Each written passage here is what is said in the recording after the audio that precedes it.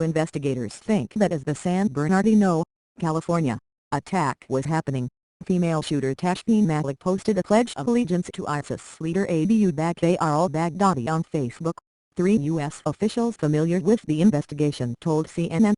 Malik's post was made on an account with a different name, one U.S. official said. The officials did not explain how they knew Malik made the post.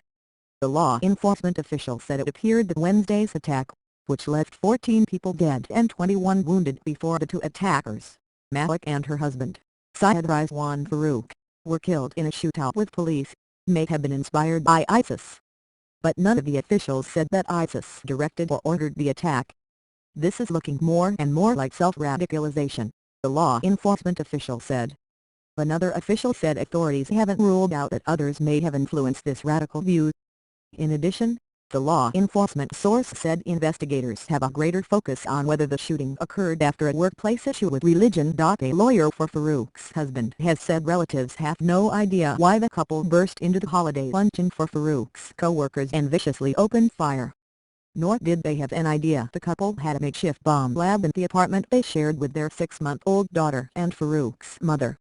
Nor did they know that either of them had become radicalized, as law enforcement officials have said.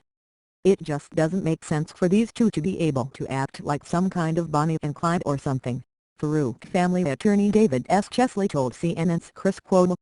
It's just ridiculous. It doesn't add up. Farook occasionally went alone to shooting ranges, and he bought significant amounts of ammunition. But Chesley and fellow family lawyer Mohammed Burshide insisted those aren't red flags, nor are Farook's trips to Saudi Arabia, first in 2013 for the Hajj, the annual pilgrimage to Mecca that Muslims are required to take at least once in their lifetime, then again to marry Malik, whom he'd met through an online dating service. Farook and Malik kept to themselves, the Burshide said. But the interactions they did have didn't hint at any significant changes in their thinking or demeanor, any turn to Islamist extremism, or any sign they were plotting a mass killing, the lawyer said. There was nothing to show that Malik was extreme at all, the Burshide said. And Farook was a normal guy, in every sense of the word. It's not that the family denies the couple carried out this massacre. They are shocked by it. And they're also very remorseful and they're very sad. But that doesn't mean they can explain it. And the shooters didn't make it easy for authorities either, given that the hard drive from their computer is gone, and 2 relatively new cell phones were found smashed in a garbage can near one of the crime scenes, law enforcement officials said. So far, officials have speculated that Farook's apparent radicalization may have been part of the reason. Part of it may have stemmed from workplace tensions. But they have declined to label this a terrorist attack. It would be irresponsible and premature for me to call this terrorism, FBI official David Bowditch said Thursday.